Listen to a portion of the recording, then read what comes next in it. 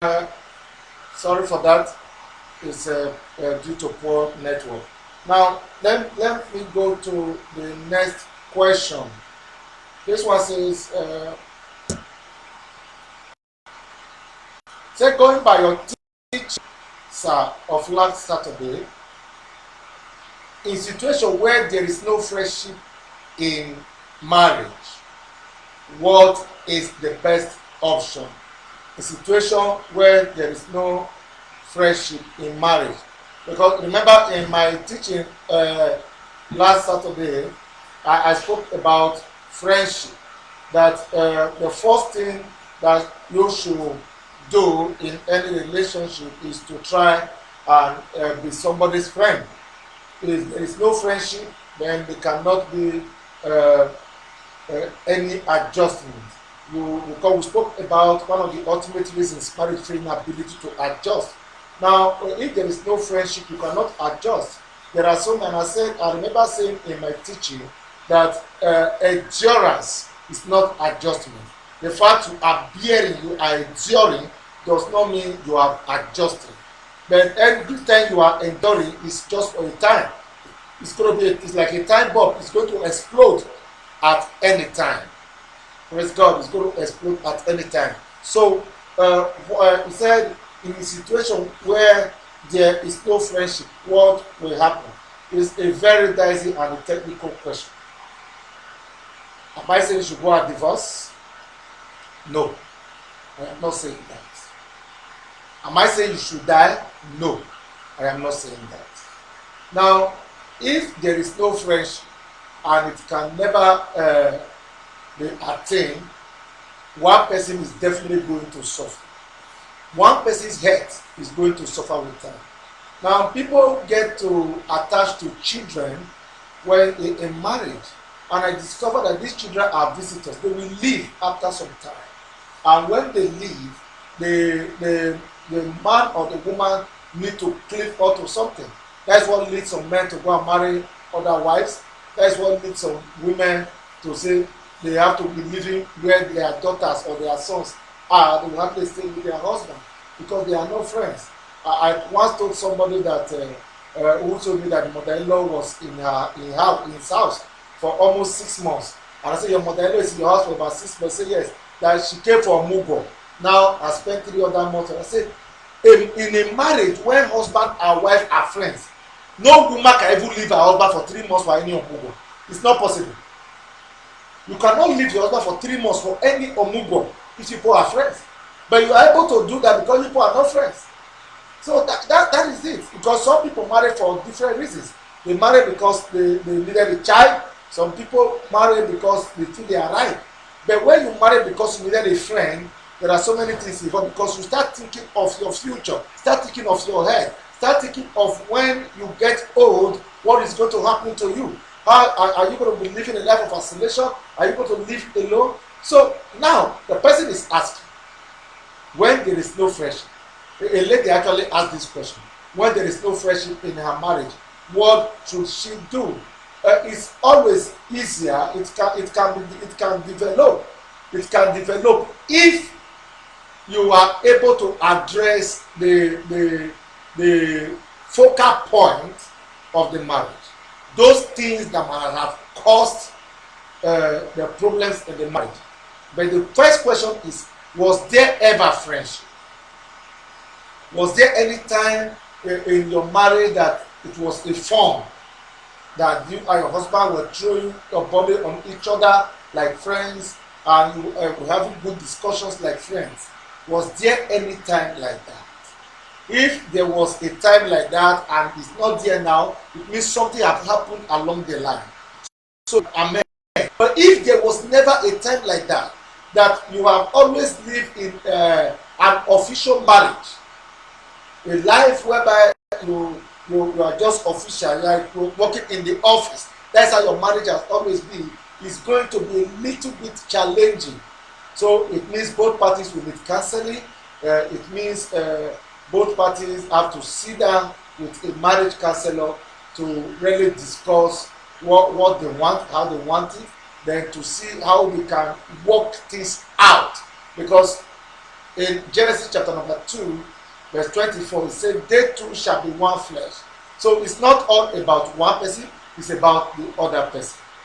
I hope I'm able to throw you two light on that. It's not just about one person, but the both of them. So both of them need to meet a counselor who they have to open up and they listen to what the counselor has to offer them. But I won't say they should divorce, but I will let you know where there is no friendship, there is going to be thinking. Where there is no friendship, peace will start rising. Where there is no friendship, one is going to die early. So it's something that is very, very, very critical when it comes to marriage. There are others who don't care. They just feel that I don't born my pikin, or na children she don't born for me, so anyhow she like. But you see some of the men, they will start drinking, they will start going out, and they will have girlfriends. While some of the women, their children can occupy them, or something else can occupy them, they will start having boyfriend. But I think it can be handled. It's not something that is beyond correction if both of them can open up, not just one. Then there's a very long one here. It says, how can they be compatible where during the time of relationship they are not allowed to be close, nor to be together? I think this will have to do with what we preach as pastors when we say that people who intend to get married should not have sex before marriage. They should not come close to each other. It's not all about sex. People often think that sex is the solution. No, it's not about sex. If it's about sex, people go to challenge and people are sleep with them. It's not about sex. It's about fresh. It's about being each other's friends. Not being formed of each other. Now, he said that when we talk about compatibility, we speak about your mental reasoning, the way you think, the way you look at things, your words, your action. So when you say people are not compatible, it means they are not reading the same. They are almost like opposite number. One person like going to club, that one is Holy Ghost filled. One person like the other thing, like drinking, the other one hates drinking. They are not compatible. They are going to have issues. So it's not when they are living together before marriage that will make them, like I said, when during the time of relationship, in other words, courtship, they are not allowed to be close. Nobody said they should not be close. Communication should be there. Communication should be there. Now, one of the ways you understand and know if somebody is your friend and if somebody is compatible with you is communication. You like talking with your friend. You like discussing with your friend. So, and you like telling your friend things. You like being around your friend.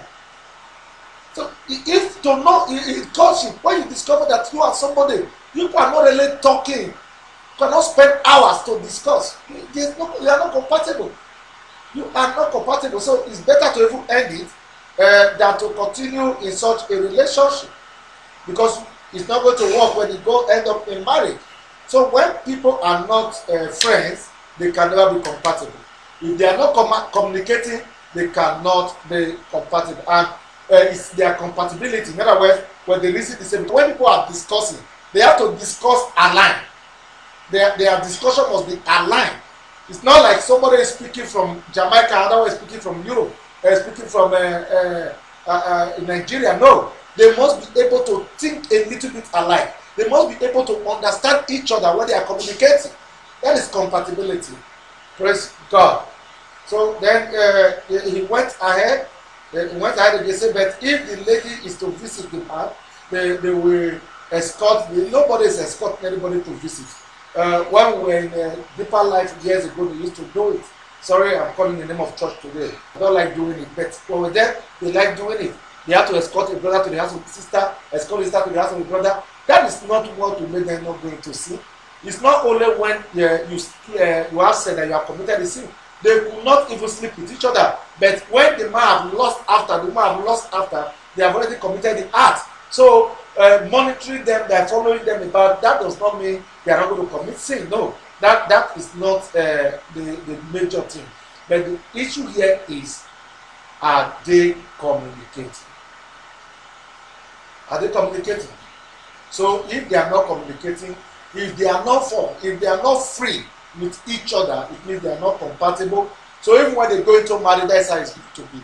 It's always going to be, I need pepper, I need yam, I want to eat, I want to sleep with you, I want to, that is just, and when it's like that, as they tend to get older, their priorities will start changing, and I tell you, marriage will start suffering. Praise God. Then he asked again, he said, adjustment in marriage. They can't adjust because they cannot adjust because they are just enduring. That is what I said. Not enjoying the marriage. Okay. My question is, does it mean that because of bride price paid, that is the main point and reason why they are enduring? Yes, capital yes.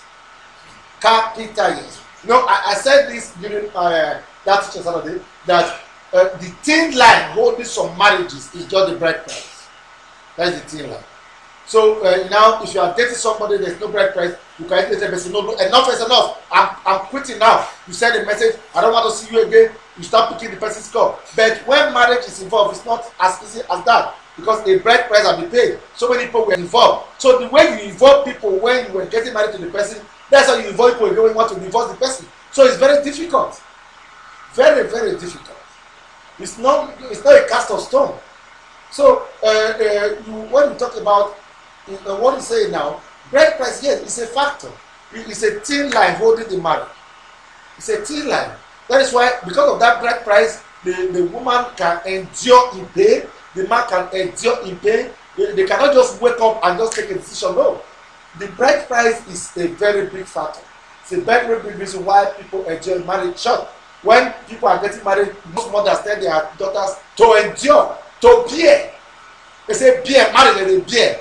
Marriage is not meant to endure, it's meant to enjoy. It's not meant to endure, it's meant to enjoy. Go and read the Songs of Solomon. Read the whole book, the Songs of Solomon. You understand that marriage is meant for flexing, it's meant to enjoy, it's meant for laughing, it's meant to throw body at one another. So don't be deceived. Don't be deceived by saying no. So the bride price is a factor. Brother, the bride price is a factor while people endure. Otherwise, if not the bride price, somebody can just carry this on her bag and walk away. Then another thing, a factor is still children. When children are involved, if children are not involved, a man carry her bag when the man is busy and walk away. A man can just carry his bag and walk away. No, it's a factor. Children and bride price are factor while men and women endure in marriage. But bad news there is that one of them end up falling sick and dying, and so many women, so many men out there and living on drugs. But I will say to everyone, instead of enduring, why not you let go? I'm telling you, let go for the sake of your life's sake, because you will die, the other party will move on. But if you know you can adjust, you adjust. If you cannot adjust, you have to take a decision that you know will be good for your health. Because if you die as a woman or as a man, the other person moves on. In the book of Deuteronomy chapter 24, when you read verse 1 and 2, you will understand what Moses was trying to say. So you must understand that in 1 Corinthians chapter number 7, verse 14 to 16, Bible spoke about the unbelieving husband, the unbelieving wife. What do you understand by the word unbelieving? And when you say you are not believing, it means you are not. There is no understanding between them. So when we talk about the unbelieving, yes, God hates divorce. That's what the book of Malachi says. But when you have an unbelieving husband, an unbelieving wife, and adjustment is difficult, understanding is difficult, they are not friends. What do? Meet a counselor. If you see counselor and it's not working, then both of you sit down and take decision that will be best suitable for your health and for your children. Praise God. If enduring, that's why people now endure, because in most cases enduring so that the children will not see you as a divorcee is always the people resort to. They just endure so that the children will not see them as a failed marriage. But your children are not fools. They will still know that you and your husband were not friends. They will still know that you and your wife were not friends. They will still know that people were not close. So they will still learn one or two things from that. Marriage is a very, very big issue of life. Then he said, a question came again. How can we establish friendship when there is no room for friendship? I've answered that. When people are not compatible, there cannot be room for friendship. So we have to first check compatibility. If the both of you are compatible, then there can be friendship. Praise God. Even normal friends, your normal casual friends, you have to be compatible with somebody to be somebody's friend. If you are not compatible with the person, you people cannot be friends. No. You have to be comfortable around someone to visit the person and spend hours or minutes with that person. So can friendship be platonic? Yes. Is there an invisible space that exists between friendship? Invisible space. I don't know what you mean by the word invisible space, but if I want to look at it from my angle, I will say yes. There are invisible spaces, not just spaces that exist in between friends. There are friends you cannot sleep with. You cannot have sex with them. There are friends you may not eat in their houses because you are married, because you don't want your wife or your husband to complain. There are friends that you, no matter how close you are, you cannot share your clothes with them. So there is still this space that is there. There are invisible, so many invisible spaces. In short, every friend, most time, we discover that friends are for a purpose. They are for a purpose. So you can have 5 friends, 5 of them will serve 5 different purposes in your life.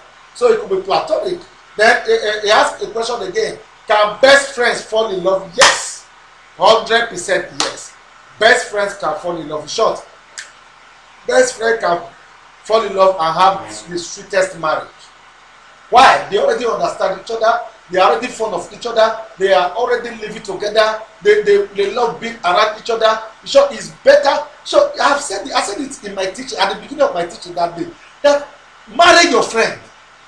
If the person you want to marry is not your friend, don't go into it. So marry your friend. So you have to first be sure that that person is your friend before you even think of going into a relationship with the person. That's why I said you are going to live a miserable life if you just want to marry for marriage's sake. It's better to stay single than to marry and die early. So don't marry for marriage's sake. Marry because you have found a friend. Praise God. You must be sure that the person is your friend. Now, he said many marriages are the product of friendship. Why is it not correct to say that platonic love? Because okay, let me leave that now. Then this another question, sir. What is the place of forgiveness in marriage? This is another question, sir. What is the place of forgiveness in marriage? Yes, the place of forgiveness in marriage is very, very big. There are times you have challenges in marriage. You have issues with your spouse. There are times you can even throw blows at each other.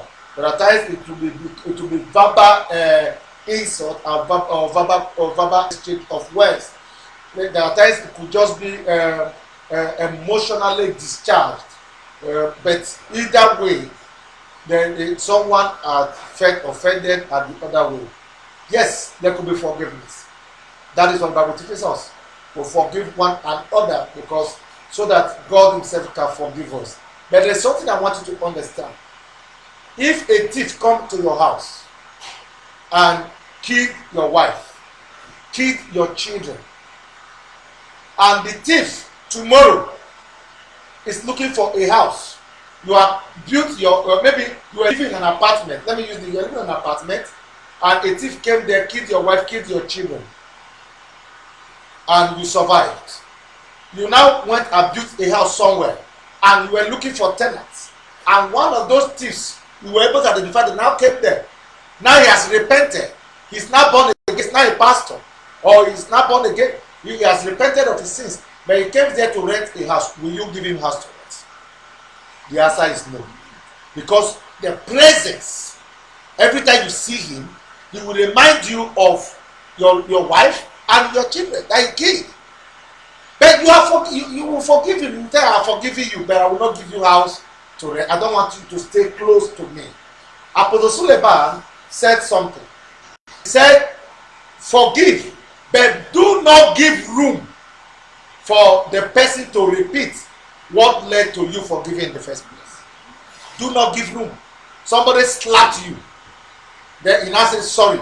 Will you stay again to somebody to slap you? That is where the issue is. So you can forgive, but will you give room for what happened before to happen again? The answer is no.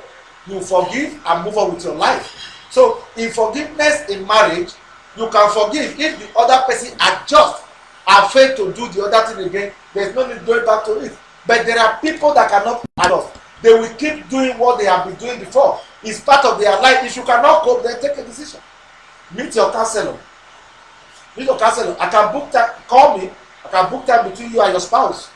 You come visit from any country, anywhere you are. I will sit you and your spouse down. I will talk to both of you. I tell you. So you can forgive, but giving room to allow it to happen again is what is a decision you take personally. But forgiveness in marriage is something that is non-negotiable. Forgive, because if you are not, forgive for your own sake, so that you can at least you will not go to hell. So forgive so that your own sins can be forgiven. Praise God. He says, sir, can I marry as a lady someone that is 5 years younger than I? Yes. Even if he's 20 years younger than you, you are free to marry him.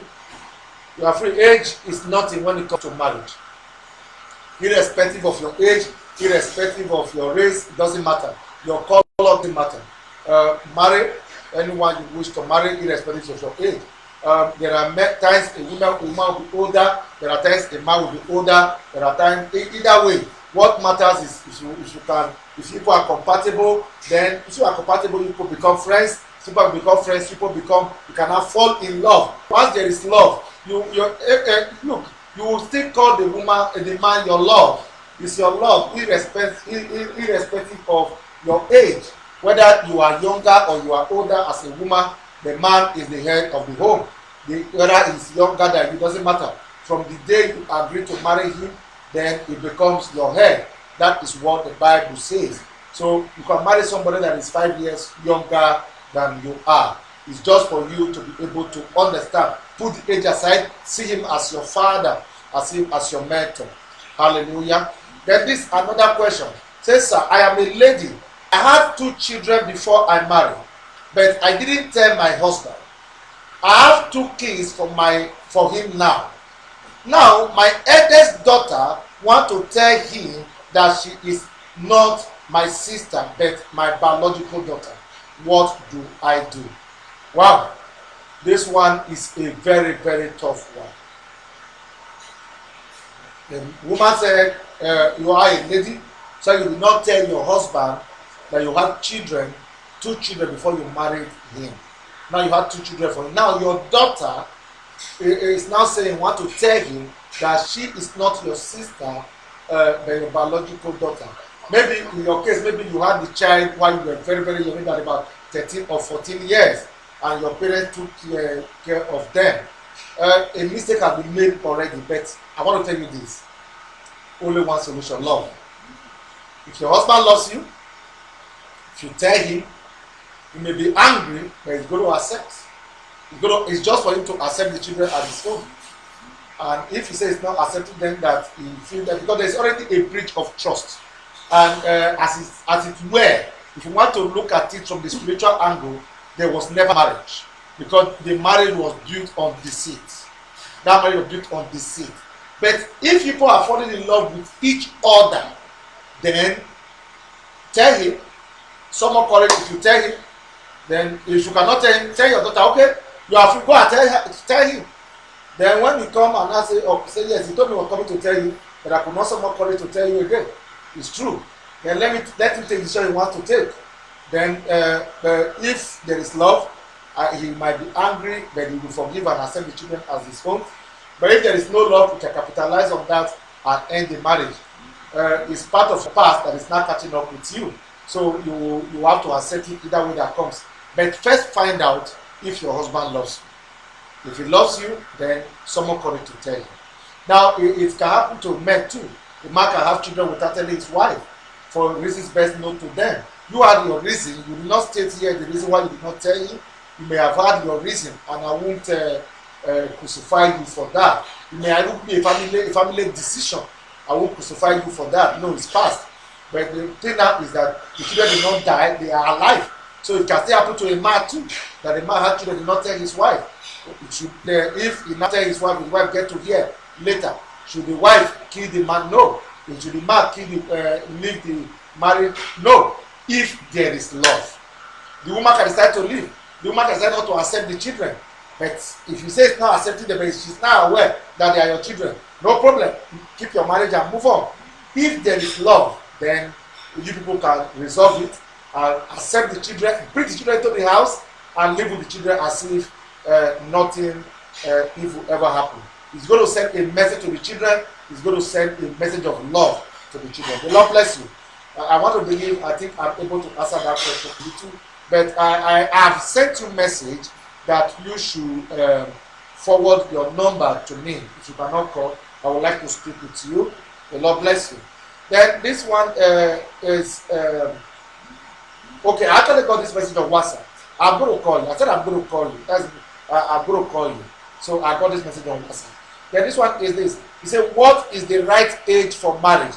There is no, the right age for marriage starts from maturity age. To me, in God's tabernacle of grace, every man must at least attain the age of 25.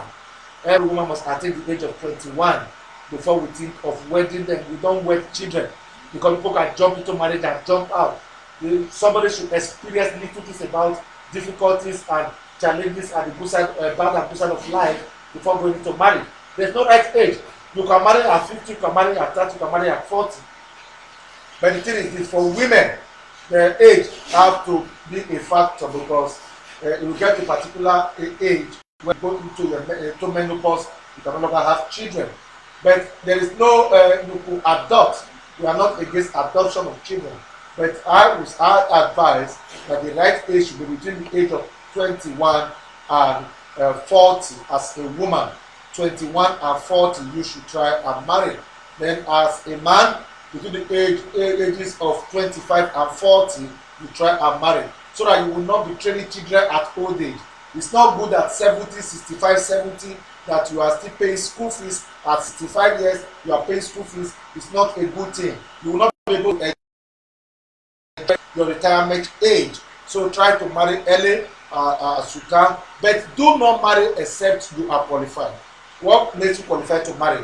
As a woman, you must either go to school or learn a trade so that you will not be a liability to your husband. As a man, you must either go to school or learn a trade. You must have a source of income. There is an error for your wife to deliver, and you are sending your father-in-law is the one paying your medical bills. That is not the best thing for you to do. Hallelujah. That is not the best thing for you to do. So you always advise you get a job doing, and as you do that, God will bless you in Jesus' name. Then this other one is this other one said, "Sir, I and my wife are working. We both leave the house as 4 a.m. every day." Again, these ones are in Lagos. Now, our children are 3 years and 5 years respectively. I told my wife to resign and go into business so that she can have time for our children. She refused. Our children are being cared for by a maid. Though she is nice, but you never can tell her what these maids can do. This one is a very, very serious one. Now, you are a working class man, your husband, your wife is a working class woman. Oh, nothing bad there. But leaving your children at the mercy of a maid at that age is dangerous to their future. It's poisonous to their development. So many maids out there. I read something online today that was so pathetic, a woman that was that was almost beaten into coma by a maid. In marriage counseling, I always tell our people, what are you doing with a maid? What is she or he or she coming to do for you? You don't need a maid. You don't. See, you might not understand. Your wife might not understand now, but she will get to understand later. I met a daughter sometime ago, told me she's a lesbian. She was a lesbian. She's delivered now. Now she told me that she went into lesbianism because of the the woman that was taking care of them. Her father would go to work, her mother would go to work, and the girl was taking care of them. The girl led all the daughters, the 4 daughters of the so she told me herself and her 3 sisters were all lesbians. They were all lesbians. Why? This lady led them to that. You don't know what these people do to your children when you leave leave your children at their mercy. One person should resign and stay with the children. Go in the morning, take them to school, go to the business places. Some of you, the last time you saw your children's teacher is the time you went to look for admission for them.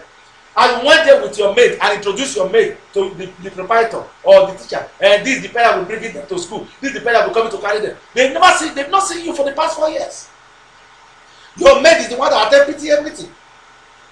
So your children have a mother. Their mother becomes your maid. They have a father. Their father becomes your maid. And she's going to give to them anything you give to her. If you treat her well, you will treat them well. If you not treat her well, she's going to vent it on them. So some of them are demonic, some of them are highly occultic. They are agents of the marine world. They are agents of darkness. They will initiate your children and render them useless. So you have to understand. Please, Oga, if your wife still refuses to resign, you know what I will advise you? Call her parents, meet your pastor, and cry out. Cry out. If what you will do is when you cry out, she's not responding, sack the maid. Make sure no maid stay in your house again. Take a stand that nobody will live in this house again, not anymore. So let her now decide what to do to the children. If she want to, do you know some people, you will drop your children with the daycare. Go and check some daycare drug your children. They give them promethazine to sleep, so that your children will not be disturbing them. And these drugs have after effect on these children's brain. Your children will start behaving like fools as they are growing up.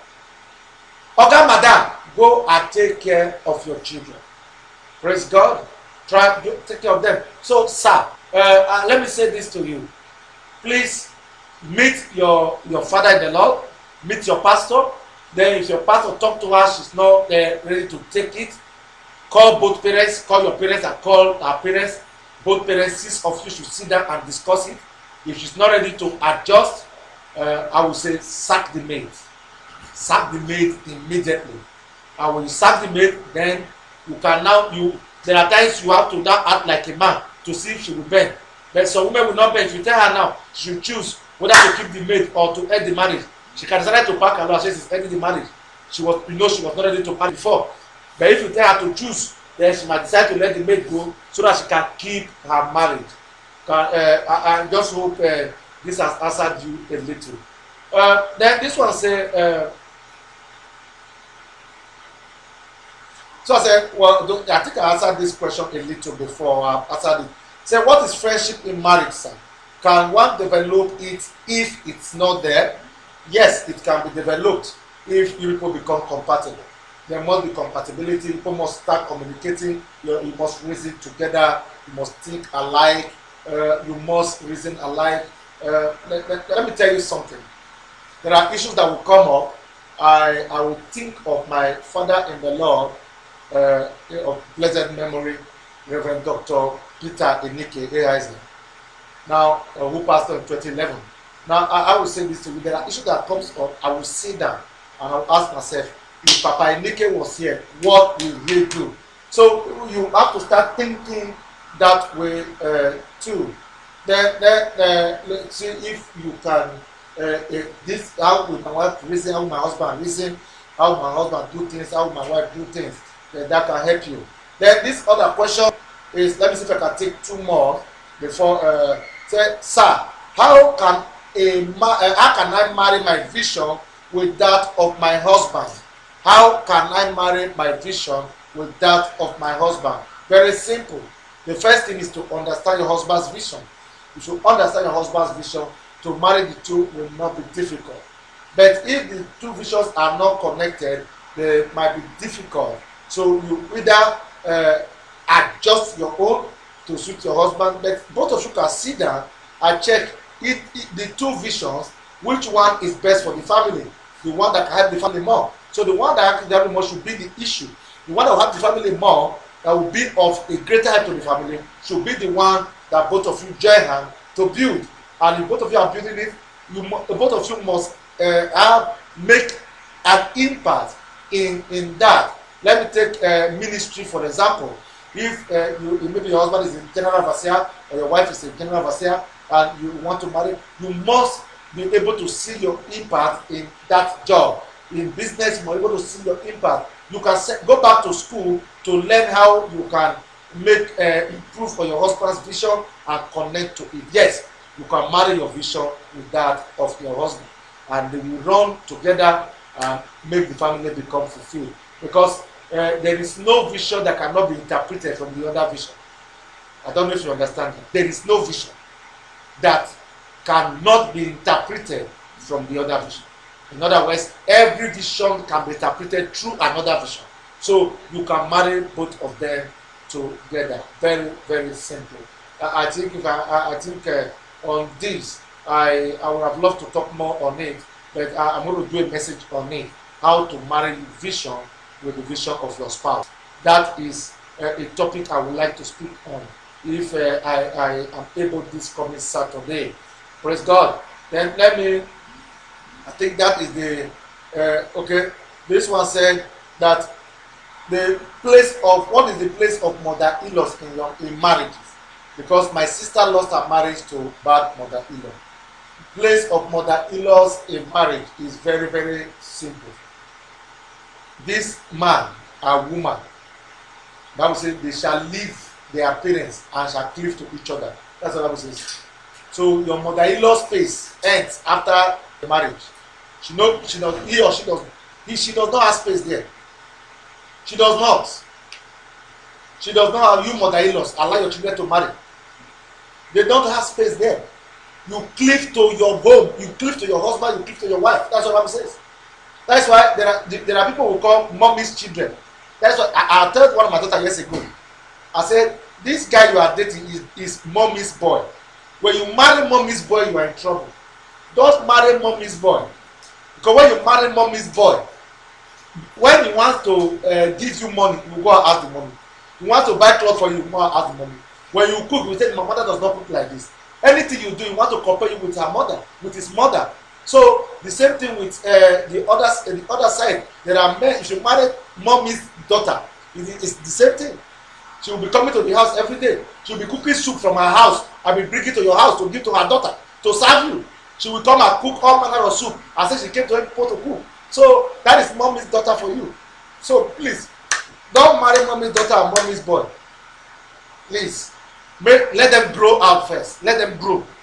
Let them grow. That's why when I see people who have been living in their father's house all their life, even in the city, I always tell them, go and rent your house for now. Rent your house and live outside your parents, so that you can at least take care of it. There was a family somewhere in Lagos here. I went to resolve issues in their home, and I will tell you, when I got there, it was a 4-flat building. The father of the boy lives in one flat. The father of the girl, the lady, her husband lives in the other flat. Then they have tenants downstairs. So they link the two flats together. So you can easily from this flat go to the other flat. So I knew where their problem was. They cook the same kitchen. There's nothing wrong there.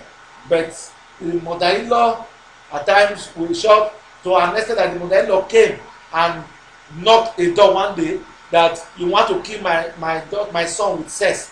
So you want to kill my son with sex. Don't kill my son with sex. And push the girl away from the room. That don't kill my son for me. So if they were not living close, that will not happen. So there are so many things you experience from mother-in-laws. Some of them are insecure, maybe due to what they went through from their own mother-in-law. But either way, child of God, I will tell you, love your mother-in-law, care for them, but do not make them control your marriage. Let your marriage be between you and your husband. I want to believe that I've been a blessing to you today, and I'll be able to answer some of your questions. Please, these are my opinions. You might have your own opinion about these issues. I would like to learn from you too. You can chat me up on 081028347779 or chat me up on Facebook. I have my this Facebook they used to record is church Facebook. Please, when you are chatting in there, is the public Facebook. So you can, if you want to send a private message, you are free. Go to my own Facebook. I post John Iriakbe address. So APOST John EFUEGBAI Iriakbe IRIAKPE. Or just go to this page and you can find me there and say you want to be my friend. You can send me a message on my personal Facebook messenger, and I will raise it together. Okay, I will come your way again. I want to believe that this evening I'll be able to answer some of your questions, and those other ones that you are not too clear about, we can talk about them better than we might be doing now. The Lord bless you. You stay safe, stay out of trouble, stay out of stress. Join us tomorrow for our word encounter. It's our Bible study. Go to our YouTube. All our videos are on YouTube. You can download them on YouTube. All our videos all our messages, they put them on YouTube. The media team are doing wonderfully well. I must appreciate them. Help me to pray for them. They have been doing wonderfully well. Our media team. So they go to our YouTube. My YouTube account is Apostle John Iriakbe. Apostle John Iriakbe is my YouTube channel. Or you Google Gotogram TV. Gotogram TV. When you Google Gotogram TV, you will see some of our pictures there, our videos there. Please download them. Go to our website www.gotogram.org. www.gotogram.org is our website. Please, when you go to our YouTube, please, I beg you, don't just go there. Download the videos, subscribe, click the subscription button. When you click subscription button, it's going to take you to login. Please try to log in. It's easy. Log in your Google and subscribe. Please subscribe to our YouTube account. The Lord bless you. The Lord prosper you. The Lord makes His face to shine upon you. May the Lord be gracious unto you. May the Lord give your marriage, your relationship, peace in the name of Jesus. I pray for you that whatsoever difficulties or challenges the relation of marriage is having, let the power and the Spirit of God address them in the name of Jesus. Let the wisdom of God speak in your relationship today. Let the wisdom of God speak in your marriage today. Young boys and girls, God will help you to get married without stress in the name of Jesus. The man, the woman that you'll be compatible with, the man, the woman that will be your friend, God will link both of you together in the name of Jesus. You are blessed. So I come your way again. My name remains Apostle John Iriakbe, the president of God's Tabernacle Grace Ministry. We are here in Lagos, 28 Ikale Street, Papa Ajao Mushi. God bless you. Wash your hands. Keep safe. Stay at home if you need to keep coronavirus out of this world. God bless you.